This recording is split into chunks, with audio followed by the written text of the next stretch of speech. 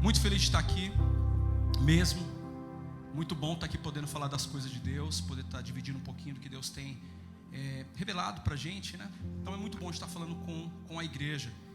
E para você que estava aqui semana passada, você que veio à igreja, foi um culto que começou, né? E ele não terminou, né? Porque semana passada não teve palavra, correto? Então esse culto ele está continuando. Então você que esteve aqui, você entendeu que teve todo um mover aqui do Espírito Santo.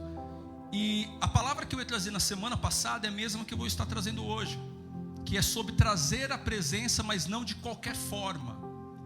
E se Deus trouxe esse direcionamento na semana passada, talvez é porque nós chegamos na presença de Deus de uma maneira muito automática muitas vezes.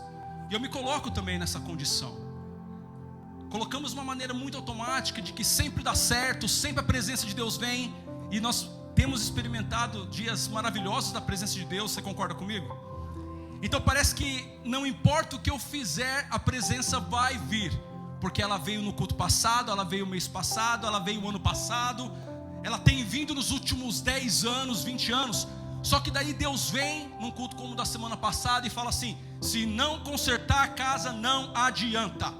Se não for com amor, não adianta. Então Deus vem, dá uma paulada gostosa na igreja, né? Começar por nós, da liderança, a gente apanha mesmo. E a palavra fala que o filho, o pai corrige o filho a quem ama. Então se Deus teve esse cuidado com a nossa vida na semana passada, é porque Ele nos ama. E é muito bom apanhar de Deus.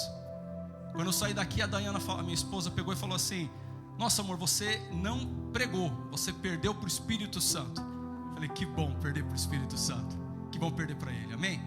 Abra sua Bíblia, por favor. Livro de 2 Samuel, está no Antigo Testamento. Nós vamos ler alguns versículos, capítulo 6. Nós vamos ler do versículo 1 até o versículo 15, amém? Se a pessoa do seu lado não tem Bíblia, fala para ela ler com você. Se ninguém tem, olha para frente aqui, que vão colocar aqui no telão também. Mas 2 Samuel capítulo 6. Vamos ler do versículo 1 até o versículo 15, amém? Fala assim a palavra do Senhor: e tornou Davi a juntar todos os escolhidos de Israel, em número de 30.000. E levantou-se Davi e partiu com todo o povo que tinha consigo de Balaá de Judá, para levarem dali para cima a arca de Deus, sobre a qual se invoca o nome do Senhor dos Exércitos, que se assenta entre os querubins. E puseram a arca de Deus em um carro novo e a levaram da casa de Abinadab, que está em Gebá. Eusá e Aiô, filhos de Anabe, guiavam o carro novo. E levando-o da casa de Abinadab, que está em Geba, com a arca de Deus, Aiô ia diante da arca.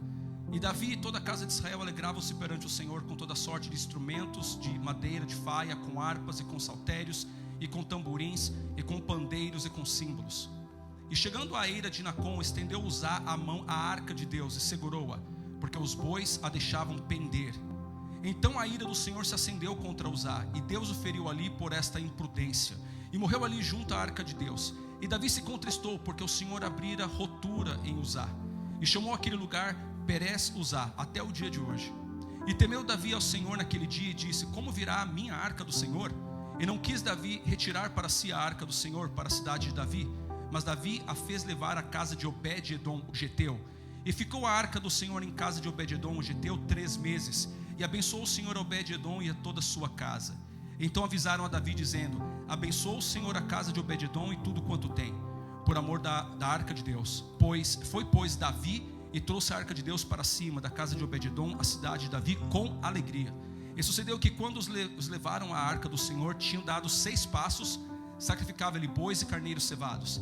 E Davi saltava com todas as suas forças diante do Senhor, e estava Davi cingido de um éfode de linho. Assim subindo, levavam Davi e todo Israel a arca do Senhor, com júbilo e com som das trombetas. Amém? Curva sua cabeça mais uma vez, por favor. Senhor Deus, nós te agradecemos mais uma vez, Pai, pela Tua palavra, Senhor Deus, pela palavra que sai desse altar.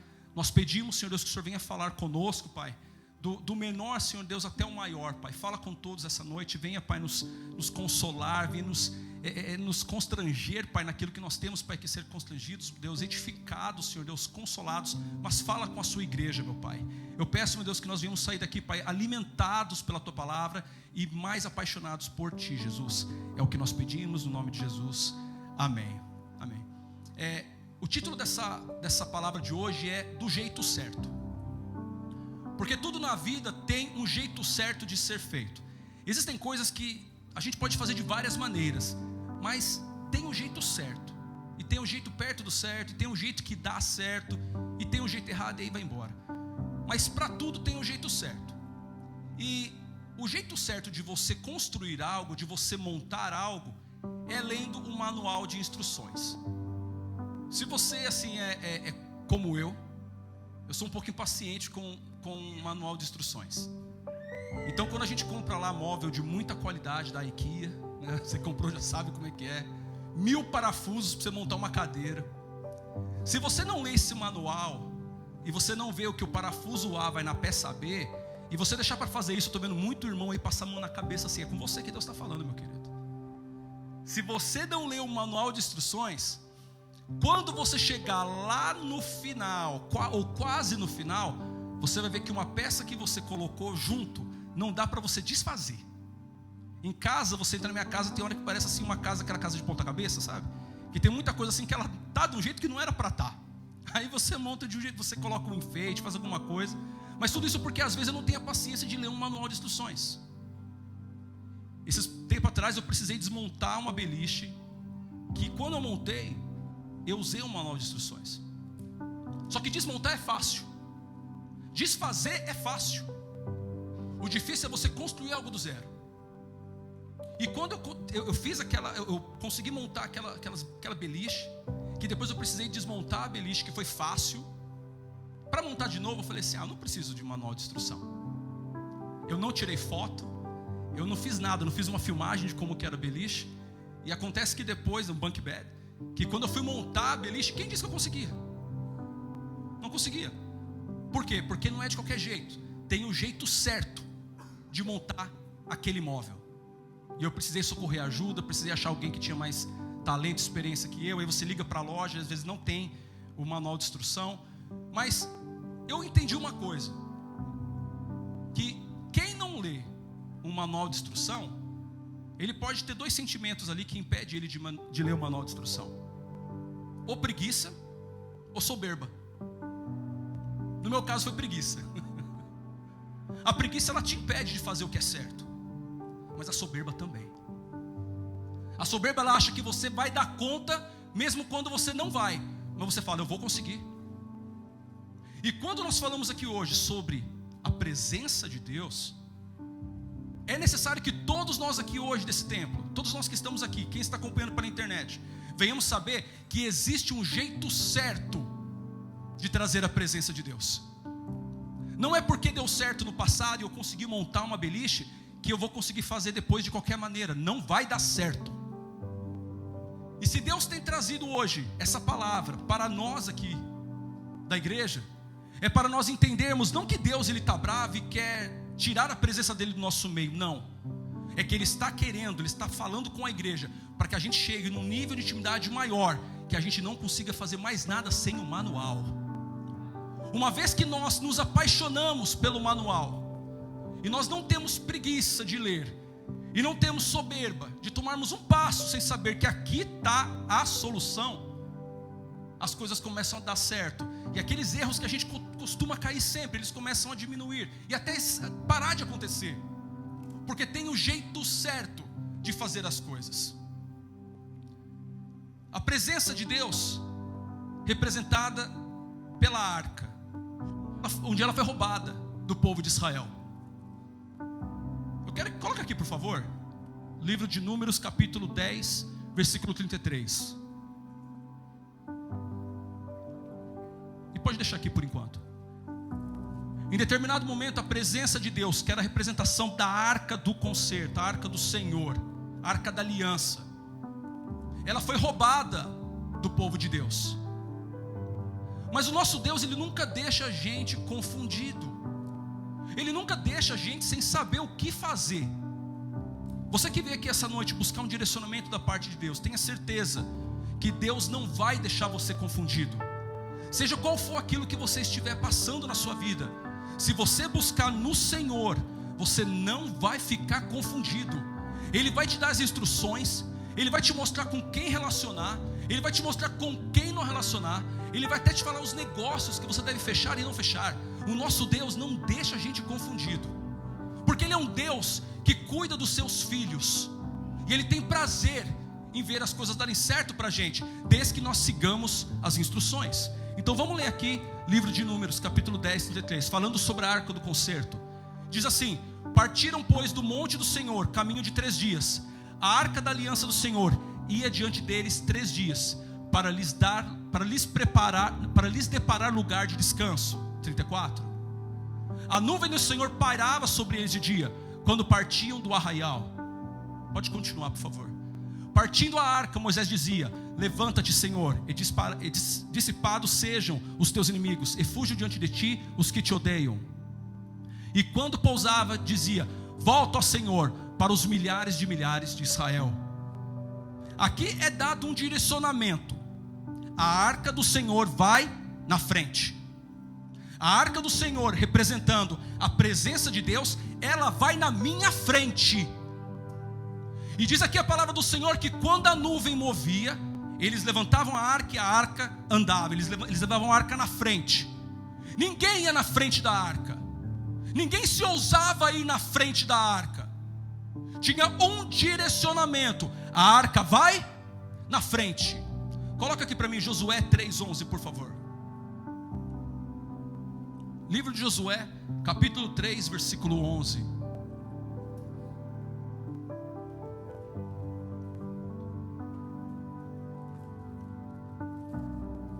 Eis que a arca da aliança do Senhor de toda a terra passa o Jordão diante de vós. Vai na frente, mais um pouco.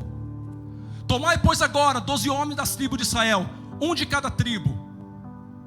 Porque há de acontecer que assim que as plantas dos pés dos sacerdotes que levam a arca do Senhor, o Senhor de toda a terra, pousem nas águas do Jordão, serão elas cortadas, a saber, as que vêm de cima, e se amontoarão. Aqui há um outro direcionamento. Tem uma guerra acontecendo, e o direcionamento que vem do Senhor para Josué e para o povo é o seguinte: a arca vai na frente. Só que em 2 Samuel capítulo 4, existe aqui um outro direcionamento que aqueles homens tomam, que não era do Senhor. O povo de Israel sai para a batalha, e quando eles saem para a batalha, eu só não vou ler essa parte por falta de tempo, mas está em 1 Samuel capítulo 4, se você quiser ler em casa. Eles saem para a batalha contra os filisteus, e eles saem para a batalha, só que é o seguinte, meu querido: sem a presença de Deus já deu errado. Sem o que Deus tem para fazer na nossa vida, se isso não for prioridade, já deu errado. E eles vão para uma batalha contra os filisteus, sem a arca do Senhor adiante. Deus falou que era para ir na frente, eles nem levaram ela, eles levam. Acontece que quando chega lá, eles começam a perder para os filisteus, e os filisteus começam a vencer aquela batalha. Aí alguém lembra: deveríamos ter trazido a arca. O que é que eles fazem? Aí agora eles voltam para pegar a arca, trazem a arca agora.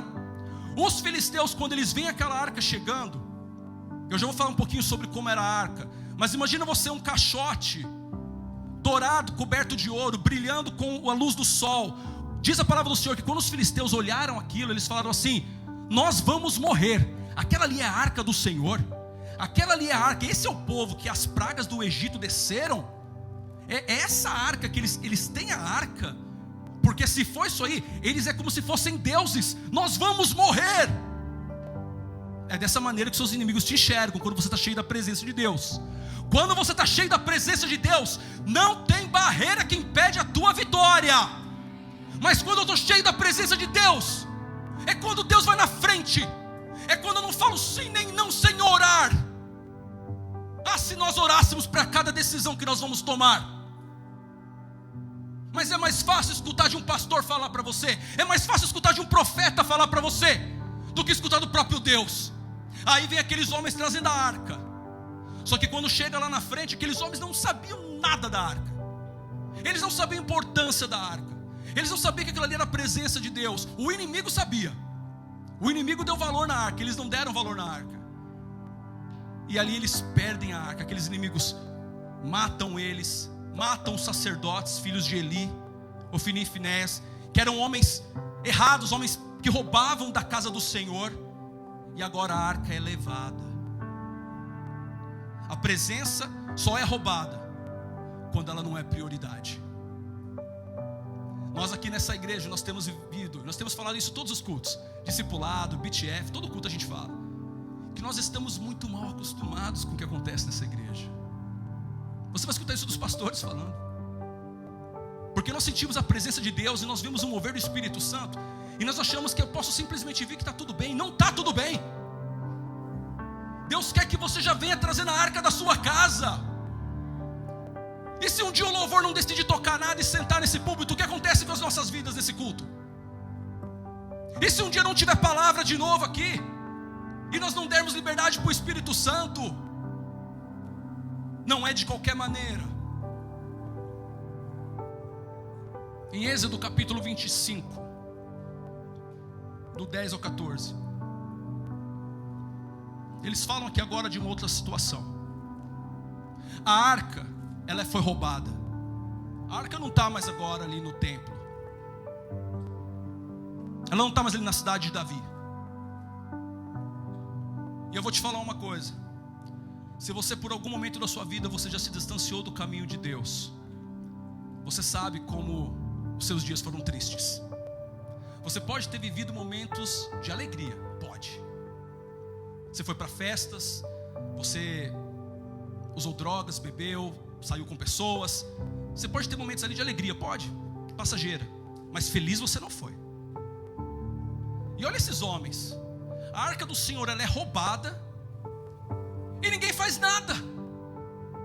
É a mesma coisa que você sair da presença de Deus e Deus está falando com você e você ignorar o chamado do Senhor. Deus falando com você, volta para a minha presença, e você não volta. Dessa mesma maneira, a arca foi levada e ninguém fez nada. Perdemos. Saul, um grande rei, passa seu reinado sem a arca. Cadê a arca? Cadê a presença de Deus? O que adianta eu ter um título de rei e eu não tenho a presença de Deus? Só que a presença de Deus só serve para a gente. A arca do concerto ficou ali no meio do povo dos filisteus e começou a vir um monte de praga sobre eles. E eles não aguentaram a presença de Deus. Eles não aguentaram aquilo. Ele falou, pega de volta. E deixaram na casa de um homem lá.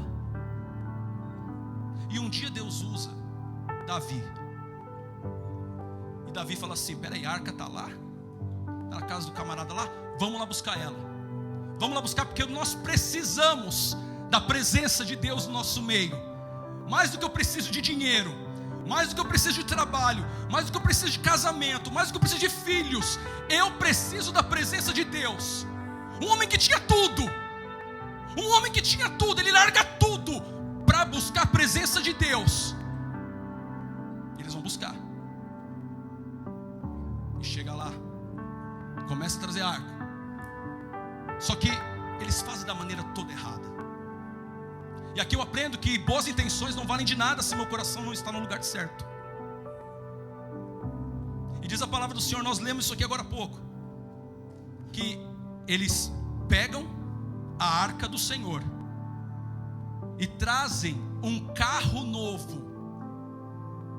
Olha que bobeira, gente. Se fosse hoje, como é que seria? Nós pegaríamos ali de repente um Tesla e colocaríamos ali a presença do Senhor em cima do Tesla, porque é um carro novo. E aqui fala o nome dos amiguinhos aqui, Uzá e Aiô. E diz a palavra do Senhor que eles iam na frente do carro. Se você vir buscar um direcionamento de Deus, você está recebendo um direcionamento de Deus essa noite. Esses homens aqui, eles não iam na frente da arca agora. Agora eles iam na frente do carro que carregava a arca. Tudo errado. E tudo que começa errado, termina errado. Começou a montar alguma coisa sem ler o manual, você vai quebrar a cara, meu amigo. E aquele carro começa a ser levado, puxado por bois. Um boi pisa num buraco, a carroça ali, o carro tomba, a arca escorrega, e um amiguinho aqui, cheio de boa intenção, coloca a mão para pegar aquela arca. E eu vou te falar uma coisa, eu escuto essa história desde que eu sou criança, e você talvez também escuta desde que você é criança essa história. E eu vou te falar muitas vezes que eu não entendi por quê que Uzá morreu. Gente, a arca ia cair no chão, ela ia sujar de terra, ela ia empoeirar. Deus não podia ali ter falado ali com Uzá: não faz mais isso, Uzá, que coisa feia.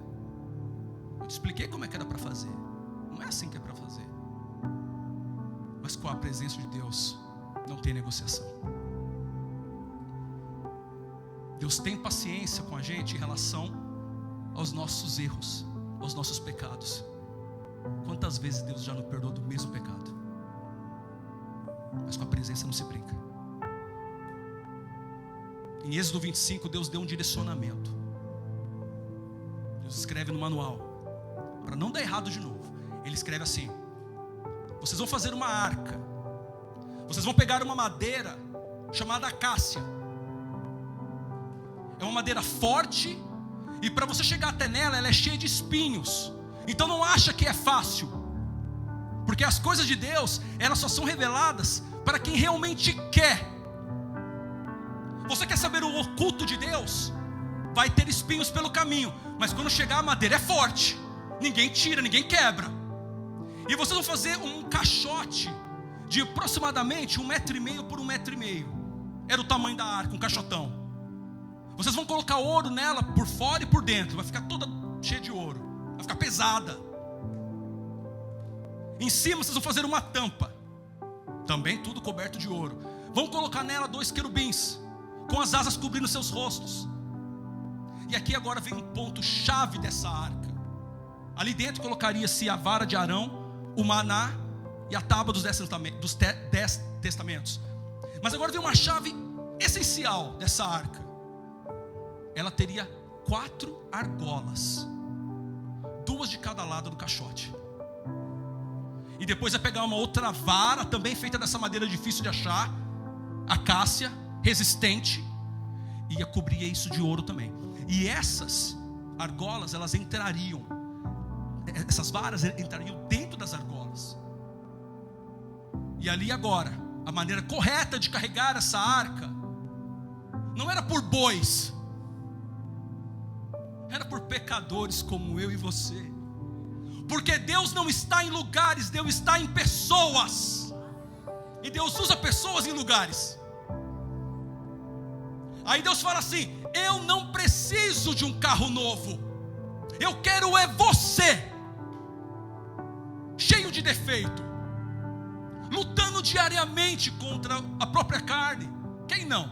Todos nós, lutando diariamente, e às vezes perdendo, mas é ainda em você que eu quero a presença. Aí precisariam que 4 homens levantassem e carregassem aquela arca. E não era qualquer tipo de homem, tinha as qualificações, mas a mais que me chama a atenção é que eram 4 homens que teriam que ser da mesma altura. Porque imagina só, se é um homem alto como o Tiagão e um homem mais baixo como eu, ia ter algo desnivelado. Mas não poderia ser assim, porque a arca de Deus não pode ficar acima de um e embaixo de outro. A presença de Deus sempre está acima de todos nós, no alto.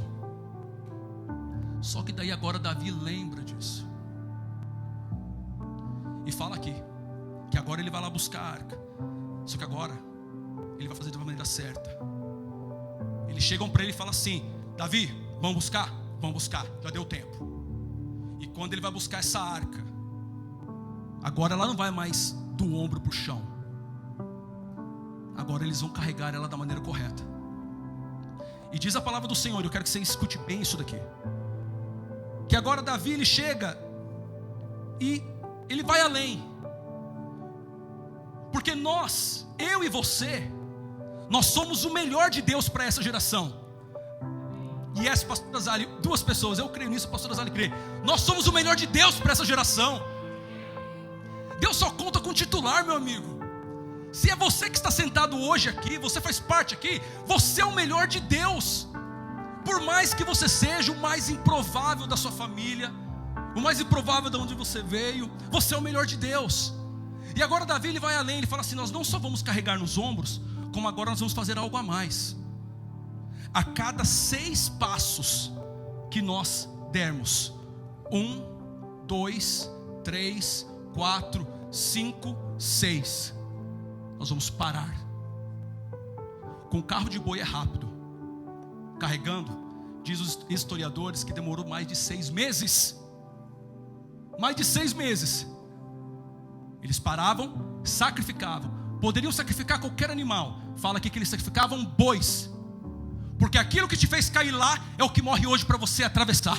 Eles carregavam e davam mais 6 passos. 1, 2, 3, 4, 5, 6. 6 meses para fazer o que o carro de boi faria ali, talvez em uma semana. Mas ninguém morreu.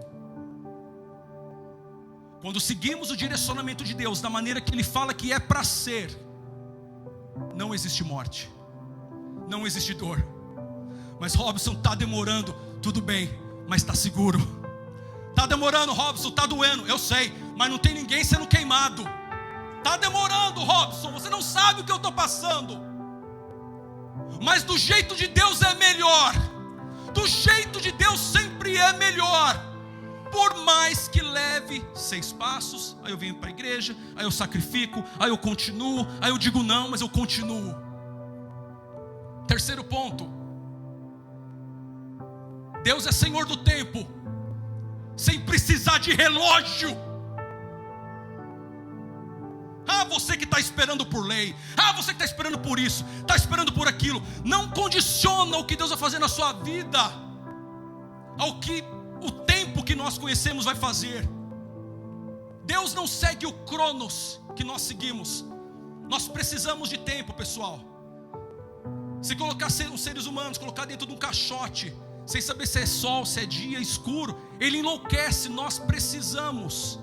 E Deus é tão misericordioso que Ele colocou ainda o sol, colocou as estrelas, colocou tudo para nos deixar ter uma noção do que está acontecendo. Mas Deus não precisa disso. Não existe noite no céu. Aí acontece algo tremendo aqui. Voltando um pouquinho na história. Nesse meio tempo, entre alguém perder a arca, irem buscar de maneira errada, e lá na frente alguém pensar em buscar de volta e resgatar, tinha um homem que estava em casa sem fazer nada. Tinha um homem que estava em casa sem fazer absolutamente nada. E a arca do Senhor cai justamente na frente da casa desse homem. Porque tem bênçãos que você tem que lutar,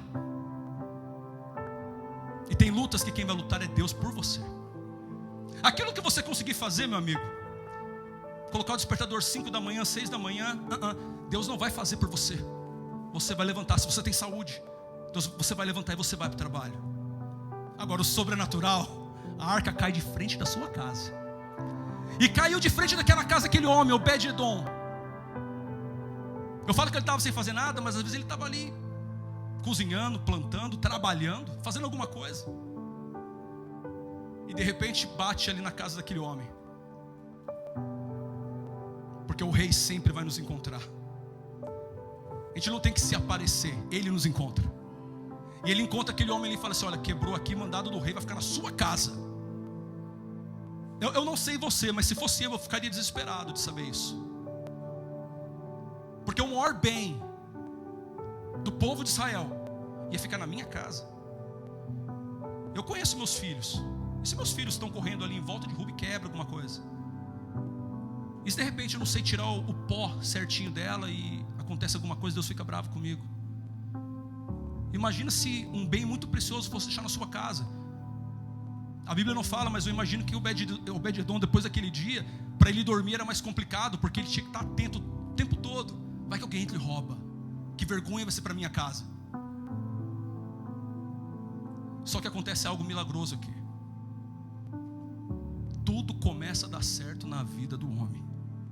E fala aqui que foi bênção não só para ele, como para a família dele.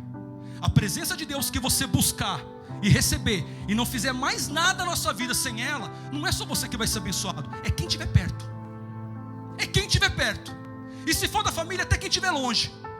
Porque fala aqui que Obed-edom e toda a sua família foram abençoados, ao ponto de alguém, um fofoqueiro, chegar para Davi e falar assim: Davi, vamos lá pegar de volta, porque está dando tudo certo na casa do homem, ele está prosperando demais.